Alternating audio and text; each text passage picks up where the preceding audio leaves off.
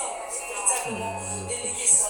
J'ai envie de dire à quelqu'un, tu as pris les moyens de transport. Si tu me suis maintenant, c'est parce que ça veut dire que tu es encore en vie. Et si tu es encore en vie, c'est parce que tu dois louer le Seigneur. Parce que la Bible dit que tout ce qui respire loue l'Éternel. Alors nous voulons prendre le temps d'apprécier encore son nom.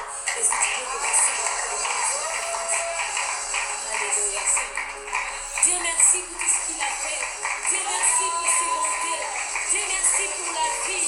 Bien-aimé, si tu peux voir, si tu passes. Si tu peux aussi entendre, si tu passes. Si tu peux te mouvoir, si tu passes. Est-ce que tu peux Seigneur. acclamer le Seigneur? Alléluia. You deserve all the glory. Yahweh, Yahweh, you deserve deserve the the glory. glory. Yahweh, Yahweh, Yahweh, you deserve the glory. Yahweh, Yahweh, you deserve the glory. Yahweh, Yahweh, c'est lui you deserve. You deserve the glory. Yahweh, Yahweh, Yahweh, you deserve the glory. Yahweh, Yahweh, Yahweh, deserve the glory. Yahweh, Yahweh, the glory. Yahweh. Shalom, shalom, bien-aimés. Nous sommes dans 5 minutes pour sauver. Alléluia, toi Jésus, tu es Seigneur. Oh, tu es Seigneur, Jésus, ce moment est pour toi. Bénis cette émission, visite chacun de nous. Fais grâce à mon frère, à ma soeur. Yahweh, Yahweh, tu mérites la gloire.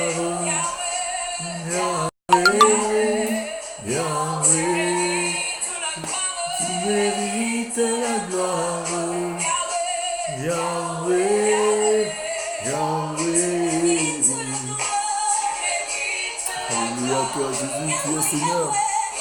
Yahweh, Yahweh, mérite la gloire. Yahweh, Yahweh, mérite la gloire. Yahweh, Yahweh, que tu mérites la gloire. Yahweh, Yahweh, mérite la gloire. Yahweh, Yahweh, mérite la gloire. Yahweh, Yahweh, mérite la gloire. Yahweh, Yahweh, mérite la gloire. Yahweh, Yahweh, tu mérites la gloire. Oh Jésus, tu mérites la gloire. Bien-aimé, loue le Seigneur avec moi. Bénis le Seigneur, il mérite la gloire. Ce Jésus-là, il mérite d'être adoré. Il mérite qu'on dise Alléluia, qu'on dise Hosanna. Nous sommes dans 5 minutes pour sauver.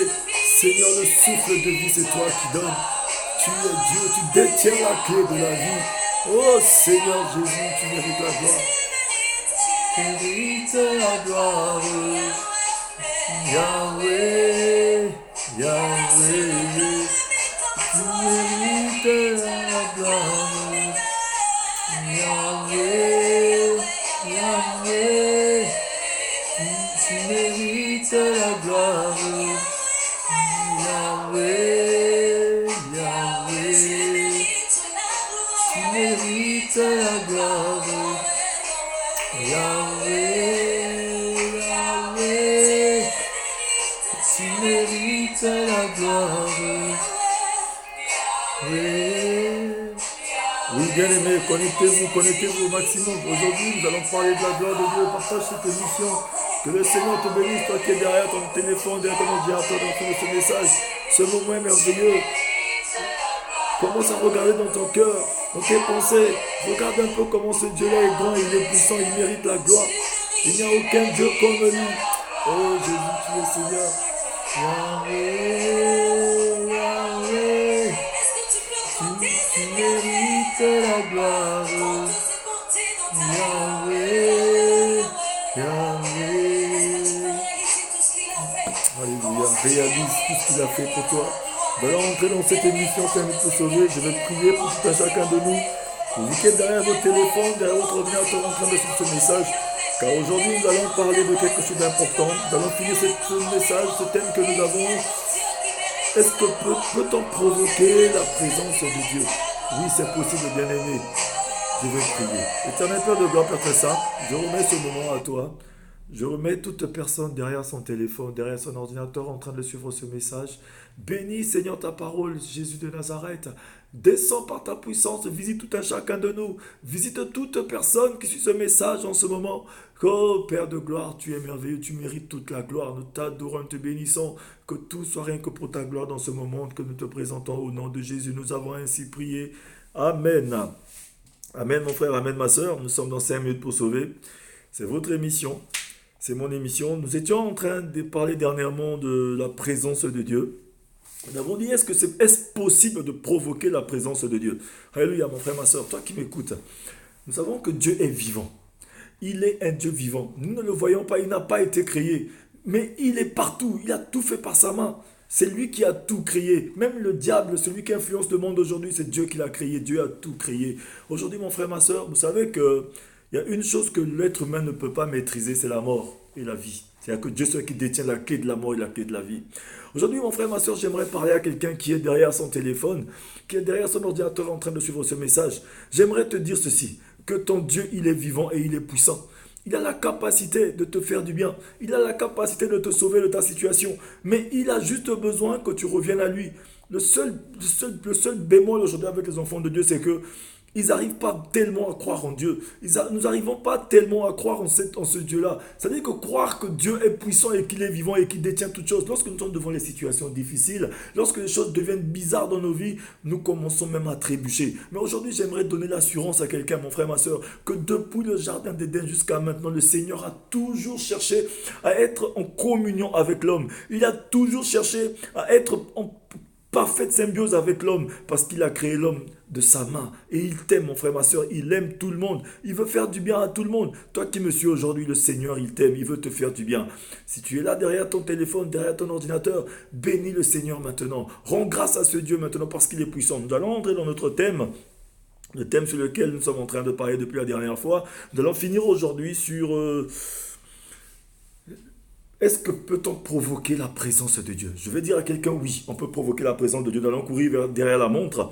On peut provoquer la présence de Dieu. Mais vous savez, avant d'entrer, de parler de la présence de Dieu, de provoquer la présence de Dieu, j'aimerais parler un peu d'une chose, ouvrir une parenthèse. Vous savez qu'aujourd'hui, on a été frappé un peu dans le monde, c'est vrai, c'est une célébrité. Il y a une célébrité qui est partie, qu'on appelle Kobe Bryant. C'est un basketteur qui a joué à haut niveau de basket, qui est international, qui est américain, qui a joué en NBA et tout, qui a eu un accident tragique, qui a perdu sa vie. Aujourd'hui, bon, je parle de lui parce que je connais un peu bien son parcours, parce que moi-même j'ai été basketteur, vous savez, j'ai joué au basket aussi.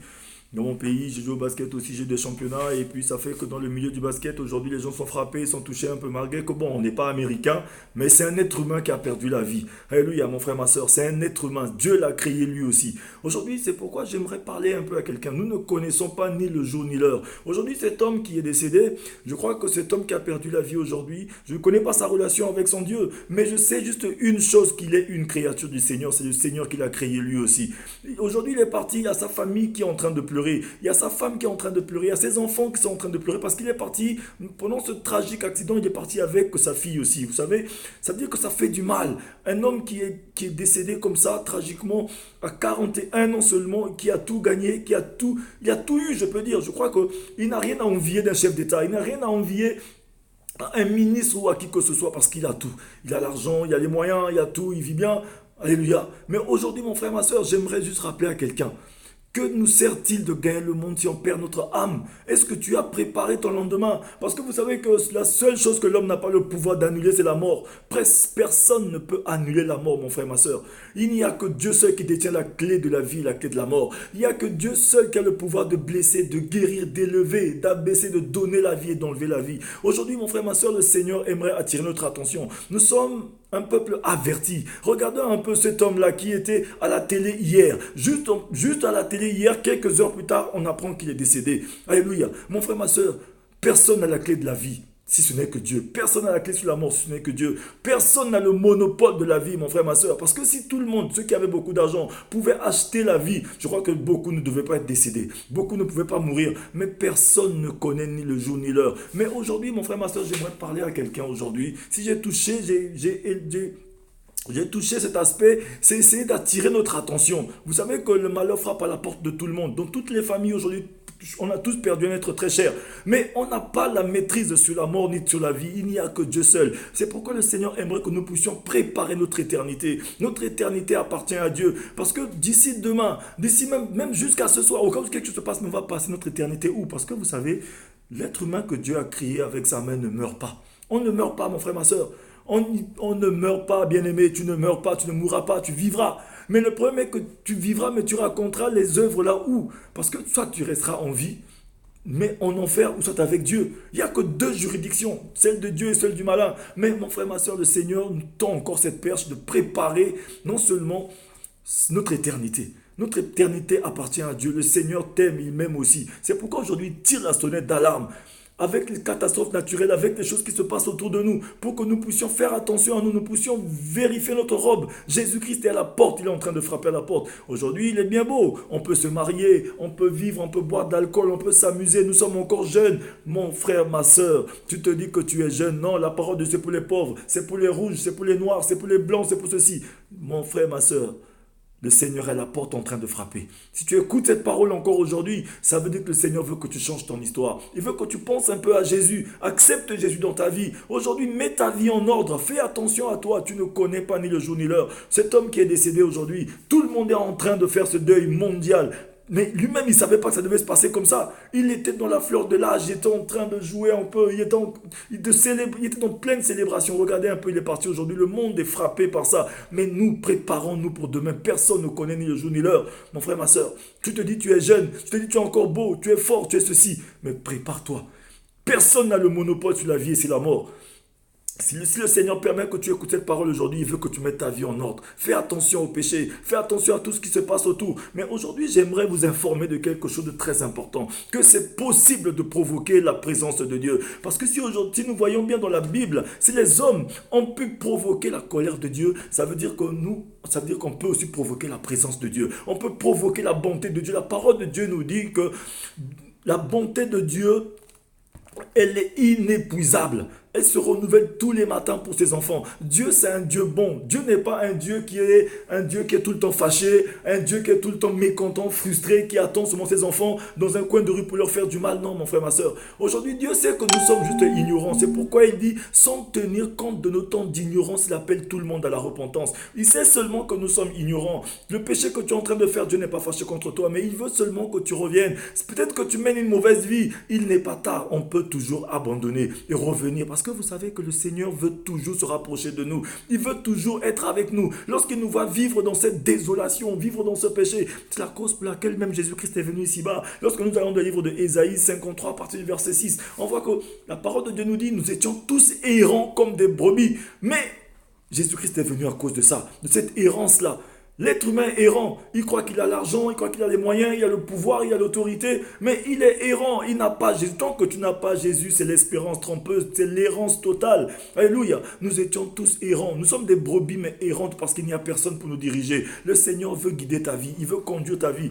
Mais nous allons entrer dans notre message, aujourd'hui c'est le dernier point que nous allons voir, c'est la sanctification. Parce que nous avons vu que provoquer la présence de Dieu, le premier point que nous avons vu, c'était croire en Dieu. Parce que lorsque nous croyons en Dieu, nous croyons que Dieu, il est Dieu, nous croyons qu'il est puissant, nous croyons qu'il est fort, que c'est lui qui a tout créé. Le fait de croire en Dieu attire la présence de Dieu dans notre vie. Alléluia. Parce que Jésus-Christ a dit aussi que vous continuez de pécher parce que vous ne croyez pas en moi. Donc croire en Dieu est important. Lorsque Jésus dit aussi que Si tu crois, tu verras la gloire de Dieu. C'est-à-dire que lorsqu'on croit, on voit la gloire de Dieu. C'est en croyant du cœur qu'on parvient à la justice. C'est en confessant de la bouche qu'on parvient au salut. Nous avons parlé de la croyance. Donc la croyance est importante. C'est important de croire en Dieu. Parce que Dieu n'est pas un mytho. Dieu n'est pas un mensonge. Dieu est Dieu. Il est vivant et il est puissant. Il se manifeste, il écoute les prières, il se manifeste, mon frère, ma soeur. Sa main n'est pas courte pour toucher, ni son oreille trop dure pour entendre. C'est un Dieu qui est vivant et il est partout. Et aussi, le deuxième point que nous avons vu, c'était le savoir. Pourquoi je dis savoir? Le savoir parce que le savoir, c'est l'assurance. Parce que lorsque Jésus a dit, Père, je te rends grâce devant le tombeau de Lazare, car je sais que tu m'exauces toujours. C'est que lui, Jésus a quitté le domaine de la croyance, il est dans le domaine du savoir. Il sait pertinemment, il sait que même les yeux fermés, son Père l'exauce toujours. Il n'a pas besoin de voir quelqu'un d'abord l'applaudir pour qu'il puisse dire que non, mon Dieu. Il n'a pas besoin d'attendre que quelqu'un puisse l'accompagner d'abord. Il n'a pas besoin que quelqu'un puisse lui dire d'abord. Il n'a pas besoin que une tierce personne puisse modifier sa façon de croire. Parce que nous, aujourd'hui, les chrétiens, on prend la résolution de faire les bonnes choses, ou d'aller à l'église, ou de servir le Seigneur, ou de sortir du péché, ou d'accepter Jésus. Mais on est souvent influençable. Une personne qui sait ne peut pas être influencée. Une personne qui a cru et qui est enracinée dans la croyance, dans la foi en Dieu, ne peut pas être influencée, ne peut pas tergiverser, ne peut pas être bousculée pour être tout le temps en train de changer son raisonnement, de changer sa manière de voir les choses. Il marche dans l'assurance totale. Jésus était assurément c'est-à-dire qu'il savait que ce qu'il était en train de dire, son Père était en train d'approuver. Alléluia. Parce que la parole de Dieu dit, Dieu approuve la parole de son serviteur. Quand tu es loin de Dieu, quand tu crois réellement en Dieu, que toi et Dieu, vous avez le même centre d'intérêt, lorsque tu dis quelque chose, c'est avec beaucoup d'assurance. Parce que ce n'est plus toi qui vis, mais c'est lui, Dieu, lui, Christ qui vit en toi. Mais aujourd'hui, nous allons voir que le troisième point sur lequel nous sommes en train de nous exhorter, c'est un point qui est très important aussi et qui attire la présence de Dieu puissamment dans la vie de quelqu'un, c'est la sanctification. Alléluia. Nous avons commencé la sanctification dernièrement. Pour ceux qui n'ont pas pu suivre, allez sur la page de 5 minutes pour sauver, commencez à défiler un peu en arrière, ou bien soit sur YouTube, 5 minutes pour sauver, ou soit, évangéliste Teddy Avisma. Pourquoi vous allez voir aussi, il y a beaucoup de ces messages. Mais nous avons introduit la sanctification dernièrement. Nous allons en parler, c'est important de parler de la sanctification. Parce que la parole de Dieu nous dit dans Hébreux 12, verset 14, que recherchez la paix avec tous et la sanctification, sans laquelle nul ne verra Dieu. Ça veut dire que la sanctification est une condition pour pouvoir voir Dieu. Ça veut dire que le Seigneur ne parle pas ici d'onction. Parce qu'aujourd'hui, on peut avoir l'onction du monde, on peut avoir les richesses de ce monde. Dieu peut nous délivrer, nous libérer, nous donner tout ce qu'on veut ici-bas. Mais tant qu'on ne marche pas dans la sanctification, mon frère, ma soeur, on ne verra jamais le Seigneur. La condition pour voir Dieu, pour voir la gloire de Dieu, c'est la sanctification. Aujourd'hui, c'est peut-être parce qu'on n'arrive pas à se mettre à part pour le Seigneur. C'est pourquoi on ne vit pas la main de Dieu. Mais je donne une définition de la sanctification rapidement. C'est l'aspect de donner à quelqu'un ou à quelque chose un caractère sacré. La sanctification, c'est cet aspect-là de donner à quelqu'un ou à quelque chose un caractère sacré. C'est-à-dire qu'on donne à notre corps, à notre vie, un caractère sacré. Parce que la parole de Dieu va nous dire même dans 1 Pierre 2, verset 9, que nous sommes un sacerdoce royal, une nation sainte. Le Seigneur nous a choisis. Il t'a choisi, mon frère, ma soeur. Bien-aimé, Dieu t'a choisi. Il t'a mis à part pour lui, pour un moment comme celui-ci, là où tu dois écouter sa parole, là où tu dois marcher conformément à sa parole. Parce que le Seigneur a mis des règles et des principes ici-bas. Même les animaux dans la brousse marchent selon des principes. Mon frère, ma soeur, nous sommes une nation sainte, un peuple que Dieu s'est choisi pour marcher selon ses principes, mon frère, ma soeur. Et c'est comme ça que le Seigneur va nous bénir. Dieu est un Dieu très saint. Il répond à sa propre nature qui est la sainteté. Vous savez que Dieu répond à sa propre nature. Et la nature de Dieu, c'est la sainteté. Dieu répond à la sainteté, mon frère, ma soeur. Quand tu es saint, tu vis dans la sainteté, c'est-à-dire que tu te sépares du péché. Vous savez que la sanctification, c'est l'aspect de reconnaître que nous appartenons à Dieu. Et que, par exemple, ma bouche appartient à Dieu. Avec ma bouche, je ne dis pas n'importe quoi. Avec mes yeux, je fais attention, je ne regarde pas n'importe quoi. Je fais attention là où je mets mes pieds. Mon frère, ma soeur, je fais attention à mon corps. Mon corps est le temple du Seigneur. Je ne peux pas mettre mon corps à faire la prostitution, pas mon corps à vagabonder, à faire du n'importe quoi, mon frère, ma soeur, l'immoralité sexuelle, toutes ces choses qui sont autour font seulement que nous souiller. Tout ce qui est souillure, mon frère, ma soeur, nous sépare du Seigneur, parce que le Seigneur, il est saint, il est pur. Mon frère, ma soeur, faisons attention, même la sanctification de nos pensées, faisons attention à nos pensées. Dans nos pensées, qu'est-ce que nous faisons souvent? Alléluia. Donc le Seigneur aimerait que nous puissions nous mettre à part pour lui. Alléluia. Et aussi, comprenons ceci. Si la sanctification est une marche, la sainteté est un état.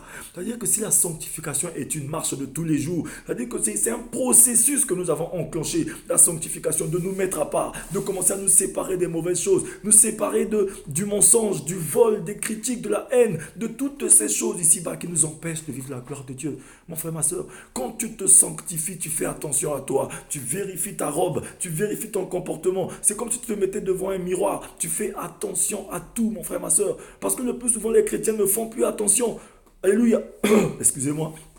Nous ne sommes pas tout le monde. Le plus souvent, nous mettons notre sanctification, nous mesurons notre sanctification à celle des autres. Mon frère, ma soeur, ta sanctification, tu dois la mesurer avec ton Dieu. Parce que tu vis pour un seul public, et ce public, c'est qui? C'est Jésus. Alléluia. Nous devons nous sanctifier par amour, tellement que tu aimes ton Dieu et que tu t'aimes toi-même. Tu fais attention à toi. Une personne qui s'aime ne peut pas salir son corps. Excusez-moi. Alléluia. Hein?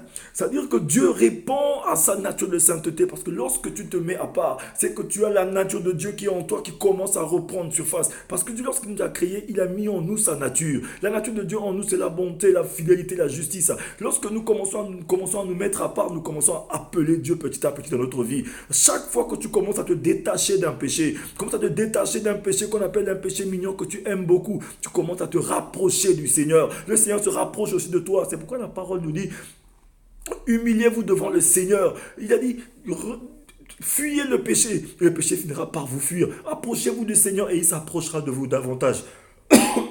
Excusez-moi. Alléluia.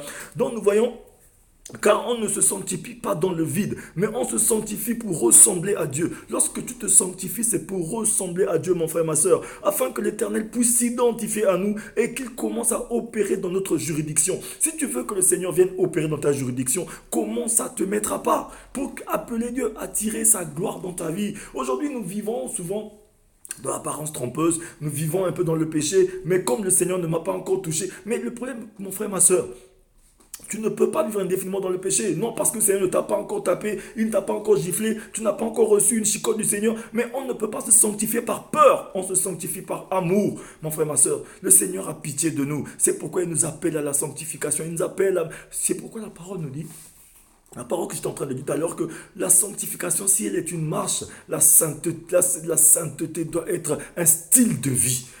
Un chrétien, pour vivre dans la sainteté, ça ne doit pas être une difficulté. On ne doit pas faire des efforts pour vivre dans la sainteté. Au contraire, c'est un style de vie. Fuir le péché doit devenir un style de vie pour toi, mon frère, ma soeur. Fuir l'alcool, fuir le mensonge, fuir les critiques, fuir, c'est-à-dire que la haine, fuir ces choses qui sont ici-bas, doit être un style de vie pour toi, un chrétien. C'est normal que tu dois fuir le péché. Mais aujourd'hui, nous voyons les chrétiens, pour fuir le péché, il faudrait qu'ils fassent des efforts, il faut transpirer pour fuir le péché. Ça veut dire que non, mon frère, ma soeur, tu n'es pas encore né de nouveau. Un chrétien né de nouveau, un enfant de Dieu né de nouveau, qui veut vivre la gloire de Dieu tous les jours, c'est-à-dire que fuir le péché ne doit pas être un problème chez lui. C'est normal, ça doit être un style de vie.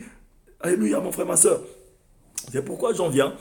Nous lui donnons plein pouvoir de nous retrancher de toute réclamation diabolique et satanique. Vous savez que la parole de Dieu nous dit, tout acte dans l'ordonnance était de nous condamner. C'est rien que par le sang de Jésus que cela doit être annulé. Regardez un peu, lorsque tu commences à te sortir du péché, à ce moment-là, tu commences à permettre à Dieu de venir dans ta juridiction pour qu'il puisse te retrancher de toute réclamation, parce que tout péché que nous continuons de commettre, il y a des réclamations derrière ces choses. Parce que vous savez que le Seigneur, même sa parole dit qu'il ne prend pas le coupable pour juste.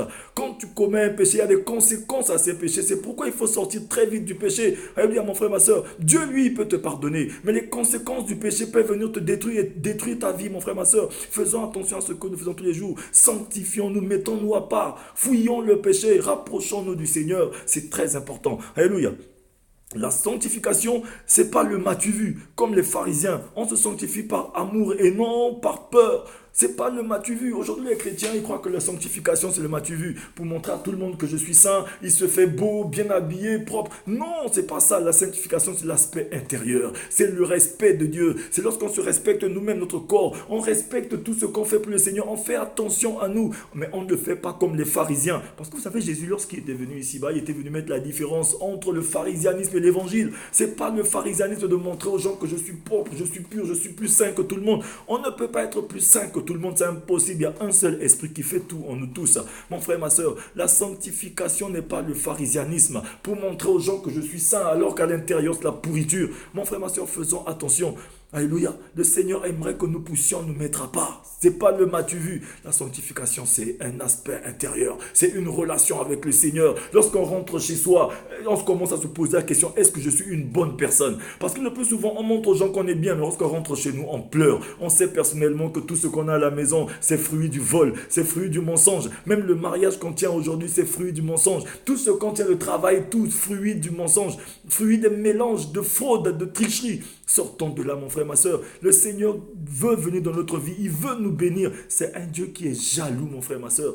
Il ne partage pas sa gloire. Faisons attention. Jésus-Christ est à la porte.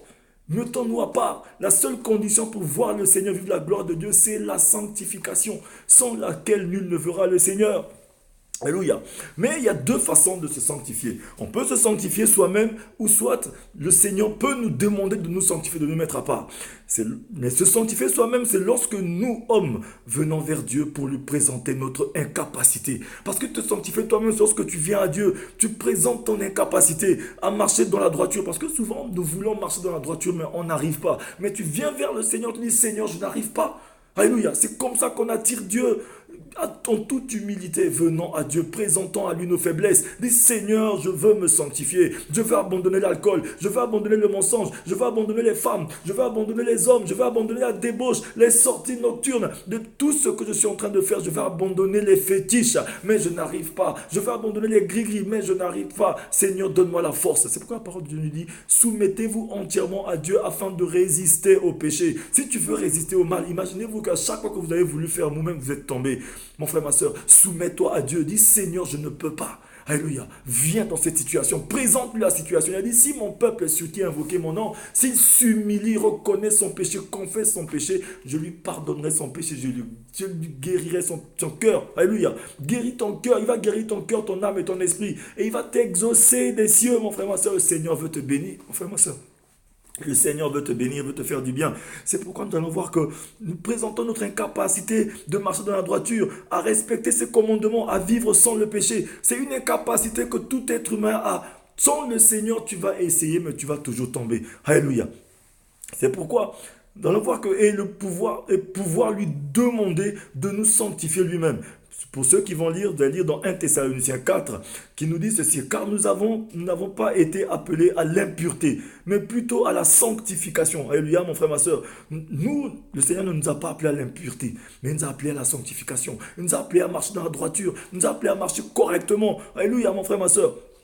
Le livre de 1 Pierre 1, verset 14 à 16 nous dit ceci. Comme des enfants obéissants, ne nous conformons pas aux convoitises. Alléluia. C'est parce qu'il n'y a pas le temps de lire tous ces versets. Pour ceux qui vont lire plus tard, lisez dans 1 Pierre 1, verset 14 à 16 pour votre édification. Alléluia. Et aussi le Éphésiens 5, verset 3 à 5. Que l'impudicité, qu'aucune espèce d'impureté et que la cupidité ne soit pas même mentionnée parmi vous. Alléluia. L'impureté, le Seigneur ne supporte pas l'impureté. Il ne supporte pas la cupidité. Ça veut dire que l'envie des choses de ce monde, l'envie de l'argent, on court après les choses de ce monde. Mon frère, ma soeur, notre cœur est tellement partagé et que le Seigneur n'a pas sa place. Il ne peut pas venir. Commençons à enlever tout cela pour faire place à Dieu. C'est possible de provoquer la présence de Dieu dans notre vie, mon frère, ma soeur, mais tout en nous rapprochant de lui. Alléluia. Nous allons voir la deuxième condition, c'est qu'on peut demander aussi à Dieu de nous sanctifier. Mon frère, ma soeur, c'est-à-dire que tu peux te sanctifier toi-même en fuyant le péché et aussi en demandant à Dieu de te sanctifier, mon frère, ma soeur. Parce que si c'est trop difficile pour toi, dis Seigneur, sanctifie-moi. Demandons à Dieu de nous sanctifier parce que lui-même aussi va nous demander d'abandonner le péché, de commencer par la repentance, de marcher dans la droiture. C'est là où Dieu commence à demander à l'homme de passer par la repentance, un changement radical et d'abandonner tout ce qui avait pris la place de Dieu dans sa vie. Le Seigneur te demande d'abandonner tout ce qui a pris sa place dans sa vie. Aujourd'hui, lorsque les envies des choses de ce monde ont pris la place, les hommes, l'alcool, le travail, les problèmes, nous avons plus conscience de nos problèmes que de Dieu. Mais comment Dieu peut intervenir dans notre vie, mon frère, ma soeur? Pour que le Seigneur puisse intervenir dans ta vie, il faudrait qu'il puisse avoir de la place. Mais il n'a plus de place. On a plus conscience des problèmes que de conscience de Dieu. On n'a plus donc conscience que Dieu est puissant, qu'il est fort. Mais comment Dieu peut intervenir dans notre vie, mon frère, ma soeur? Le Seigneur veut qu'on puisse lui faire une place. Alléluia. Car c'est très bien de reconnaître d'être dans le péché, de reconnaître qu'on est faible, de le confesser. Mais la grande partie est de pouvoir se relever et de ne plus jamais tomber de la même sorte. Mon frère, ma soeur, la plus grande partie, c'est de reconnaître le péché. C'est pas seulement de reconnaître le péché, mais c'est de savoir qu'on est tombé, de se relever. Il y a beaucoup d'enfants de Dieu aujourd'hui qui sont tombés mais qui ne sont plus jamais relevés. Se relever devient difficile. Parce que bon, c'est devenu normal, j'étais tombé, bon, mais le Seigneur va comprendre. Il y en a beaucoup qui sont tombés dans le péché, soit dans l'adultère, soit dans la fornication, soit dans les masturbations, soit dans les péchés ici autour. Tous ces péchés qui sont basiques, la saleté, surtout l'impureté, ce péché sexuel, cette chose qu'on aime beaucoup, ce péché mignon, mais on n'arrive pas à se détacher. On sait qu'on est tombé. Il y en a beaucoup qui viennent même voir les hommes de Dieu. Il y en a qui en parlent. Aïe, je suis tombé. Aïe, cette chose-là me dépasse. Aïe, je n'arrive pas. Mais quand on arrive à se rendre compte, à prendre conscience qu'on est tombé, mais relevons-nous. C'est tout. Lorsque tu sais que tu es tombé, mais relève-toi, mon frère, ma soeur, pour ne plus jamais tomber de la sorte. Le plus souvent, c'est que les enfants de Dieu arrivent à confesser leurs péchés, mais se relever devient difficile. Quand tu ne te relèves pas, mais comment tu vas faire? Le Seigneur veut que tu prennes courage. Fortifie-toi et prends courage, mon frère, ma soeur. Relève-toi. Tu sais que tu es tombé dans le péché. Dieu n'est pas fâché contre toi, mais il veut seulement que tu te confesses. Ton péché n'intéresse pas Dieu, mais c'est ton éternité qui intéresse Dieu. Il sait que tu es tombé, mais confesse ton péché et relève-toi. Le Seigneur a quelque chose de meilleur pour toi, mon frère, ma soeur. Relève-toi et marche dans la sanctification. Reconnais que non, tu étais faible, tu es tombé. Mais aujourd'hui, avec le Seigneur, tu te fortifies et tu veux marcher dans la droiture. Et tu veux avancer avec lui. Alléluia. Un homme qui devient fort en Christ et qui vit la présence de Dieu en tout temps est celui qui se fortifie dans la force toute puissante de Dieu. C'est pourquoi la parole de Dieu nous dit dans le livre de Éphésiens 6 au verset 10 que fortifiez-vous dans le Seigneur, dans sa force toute puissante. Alléluia. Et qui ne retombe pas toujours dans le même péché et les mêmes erreurs, voire même volontairement et par motif de faiblesse. Vous savez que lorsque le Seigneur nous dit au reste, fortifiez-vous dans le Seigneur, dans sa force toute puissante. Parce que le Seigneur sait que nous sommes faibles. Nous sommes des êtres humains avec des faiblesses aujourd'hui. Mais le Seigneur veut que tu te fortifies en lui, mais dans sa force toute puissante. Parce que si tu ne te fortifies pas dans sa force toute puissante, tu vas encore tomber. Mon frère, ma soeur, le Seigneur aimerait que nous puissions nous fortifier de sa force toute puissante. Regardez une prière que Jésus-Christ nous a montrée. Jésus-Christ a dit, Père, que ta volonté soit faite ici-bas comme au ciel. Parce que le Seigneur, il sait que ici-bas, sa volonté ne se manifeste pas réellement comme au ciel. Au ciel, la volonté de Dieu est permanente, tout se passe comme Dieu veut. Mais ici-bas, la volonté de Dieu n'est pas parfaite. Elle n'est pas permanente ici-bas. Parce que les enfants de Dieu sont en train de bafouer la volonté du Seigneur. Ils imposent leur volonté à Dieu. Si Jésus-Christ va jusqu'à nous dire, Père, que ta volonté se manifeste ici-bas comme au ciel. Vous voyez? Ça veut dire que Jésus-Christ était en train de mettre le doigt sur quelque chose. Que la volonté de Dieu ne se manifeste pas réellement comme au ciel. Parce que sinon, il n'aurait pas fait cette prière. C'est pourquoi le Seigneur il aimerait que sa volonté se manifeste ici. C'est-à-dire que sur cette terre qui est nous, dans notre vie, comme ça se passe au ciel, le Seigneur aimerait que sa volonté se manifeste dans notre vie. La volonté de Dieu est que tu marches dans la droiture. La volonté de Dieu est que tu réussisses. La volonté de Dieu est que tu sois guéri, que tu sois en bonne santé comme l'état de ton âme. La volonté de Dieu est que tu sois le premier et non la queue. La tête et non la queue, le premier et non le dernier. La volonté de Dieu est que tu sois fort, que tu sois béni, que tu sois une bénédiction. La volonté de Dieu est que tu sois un témoignage. La volonté de Dieu est que tout le monde revienne à lui et que personne ne meure dans le péché. Alléluia. C'est pourquoi, mon frère, ma soeur, je vais juste venir ici pour parler à quelqu'un, mon frère, ma soeur. Car le péché dans lequel nous tombons le plus souvent, ou nous laissons tomber dedans très souvent, quel que soit le motif, finira un jour par chasser la présence de Dieu dans notre vie. Mon frère, ma soeur, le plus souvent, on est tombé. Mais bon, par motif, on dit que non, ça fait rien, le Seigneur va comprendre. Et puis, volontairement, on se laisse dans ce péché-là. Et puis, on reste là, on ne se relève pas. Ou bien, on est tout le temps en train de tomber, de venir confesser le même péché. Mon frère, ma soeur, tout ce que tu tombes aujourd'hui dans le même péché. Demain, tu retombes dans le même péché. Après, demain, tu es en train de chasser la présence de Dieu définitivement dans ta vie. Il y aura un moment où Dieu ne se manifestera plus. Tu vas prier, ce sera vide. Tu vas chercher Dieu, il n'y a plus de réponse. Il n'y a plus rien. Parce qu'on ne se moque pas de Dieu, mon frère, ma soeur. Ça, c'est une manière délibérée de chasser la présence de Dieu définitivement dans notre vie. Faisons attention au péché que nous sommes en train d'être tout le temps en train de récidiver. Le Seigneur veut que tu abandonnes définitivement. Vous avez vu lorsque David est tombé avec Bathsheba, le péché est entré dans sa maison depuis ce jour. Mais depuis que David est tombé, il a demandé pardon à Dieu, il n'est plus jamais tombé de la sorte. Mon frère, ma soeur, C'est possible de vivre dans la présence de Dieu. C'est possible d'attirer la présence de Dieu. Parce que lorsque la présence de Dieu arrive sur ta vie ne sera plus jamais la même, mon frère, ma soeur. La sanctification est l'action de se mettre à part pour le Seigneur. Ce n'est pas corrompre Dieu, mais c'est revenir à l'état initial, créé dans la prédestination par Dieu lui-même. Le Seigneur veut qu'on revienne à l'état initial. La sanctification, c'est revenir à l'état initial. Dieu nous a créés pour réussir. Il nous a créés pour vivre les bienfaits. Parce que la parole de Dieu nous dit, nous avons été bénis de toute bénédiction spirituelle dans les lieux célestes en Jésus. Ça veut dire que notre bénédiction prend sa racine dans les lieux célestes en Jésus. C'est-à-dire que nous sommes des êtres spirituels. Mon frère, ma soeur, tu es un être spirituel, mais tu vis dans un corps. C'est-à-dire que l'association de ton corps et de ton esprit ont créé ton âme. C'est-à-dire qu'aujourd'hui, mon frère, ma soeur, ce que tu vis aujourd'hui, mon frère, ma soeur, ce n'est pas ce que Dieu a destiné pour toi. Dieu a prévu quelque chose de grand pour toi. Mais tu vis dans le péché et ça fait que ta vie est médiocre. Le Seigneur ne nous a pas créés pour ça. Il nous a créés pour que nous puissions dominer le monde. Nous sommes le sel de la terre. Aujourd'hui, le Seigneur veut dire à quelqu'un, lorsqu'on dit que le salut est venu aujourd'hui parmi nous, le salut, lorsque Jésus te sauve d'une situation, il te donne le don de la situation. Il nous a sauvés de la loi du péché qui nous conduit à la mort. Il nous a donné le don de la justice. C'est-à-dire que la justice de Dieu, nous devons vivre pleinement aussi dans toutes les bénédictions qu'il nous a données. Frère, ma soeur, c'est-à-dire qu'aujourd'hui, imagine-toi que tu n'as pas fait d'enfant. Imagine-toi que tu n'as pas de moyens de transport. Tu marches à pied. Imagine-toi aujourd'hui que tu as besoin d'avoir un enfant. Tu as besoin d'avoir un toit. Tu as besoin d'avoir un travail. Est-ce que c'est au ciel que tu vas avoir le travail? Est-ce que c'est le ciel que tu auras besoin de l'enfant? L'enfant, on le fait ici-bas. Tu as besoin de faire l'enfant ici. Tu as besoin d'avoir l'argent ici. Tu as besoin d'avoir la voiture ici. Tu as besoin d'avoir les bienfaits ici. Parce que lorsque Jésus te sauve réellement, tu seras enlevé au ciel avec lui. Mais tu dois d'abord jouir de toutes les bénédictions qu'il a prévues pour toi. C'est pourquoi la parole de Dieu nous dit dans le livre de Acte 3, verset 19, que repentez-vous et convertissez-vous afin que vos péchés soient pardonnés et effacés pour que des temps de rafraîchissement vous viennent de la part du Seigneur. Après maintenant, celui qu'il a prédestiné pour vous, Jésus-Christ, vous vienne. C'est-à-dire qu'avant que Jésus-Christ n'arrive, tu dois d'abord vivre ton miracle, mon frère, ma soeur. Le Seigneur veut que tu vives ta guérison, tu vives ton rétablissement, tu vives ton mariage. Tu es sauvé, tu es un enfant de Dieu, mais tu dois vivre la bénédiction.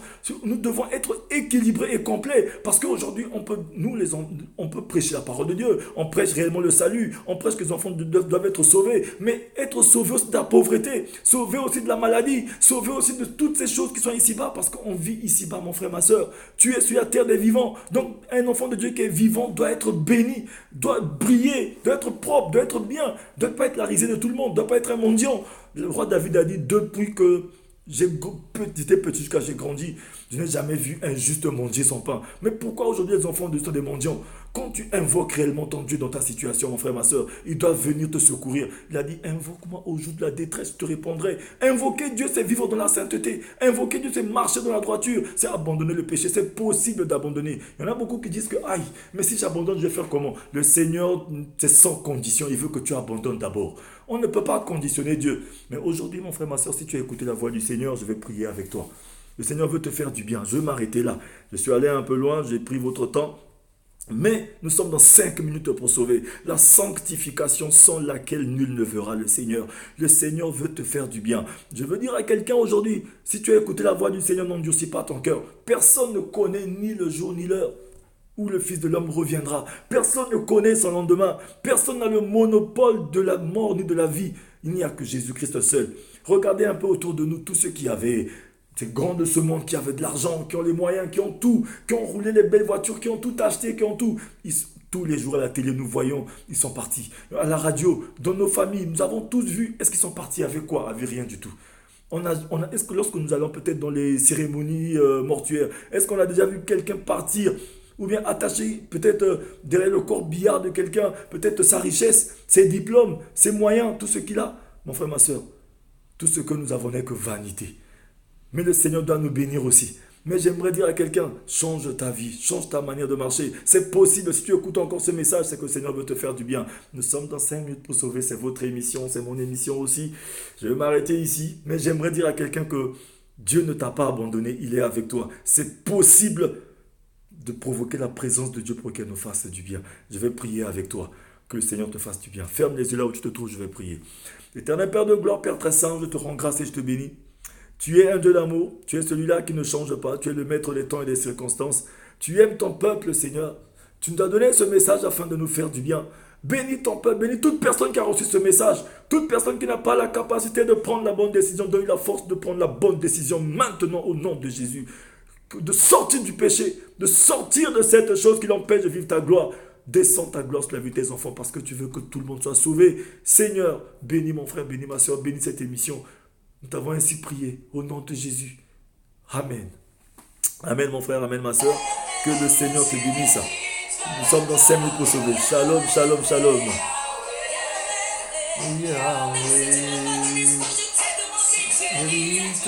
Il mérite la gloire ce Jésus-là. Jésus mérite la gloire. Il veut répondre par toi l'odeur de sa connaissance. Alléluia. Mérite la gloire. Yahweh, Yahweh. Mérite la gloire. Yahweh, Yahweh. Shalom, shalom, shalom.